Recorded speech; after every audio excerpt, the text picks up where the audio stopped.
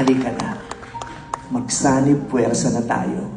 Magpalakas, magpahigaling, magpahilom, at makatindig ulit.